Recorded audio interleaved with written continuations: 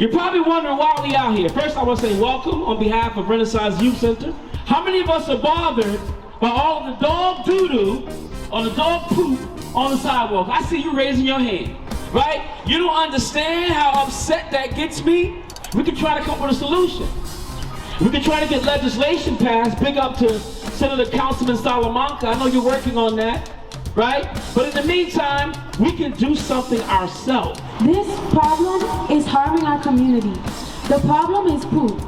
It's everywhere. We need to have more dog parks and have to have poop bags and garbage bin around us, so we don't have poop everywhere on our streets. And I introduced to the community Project Poop.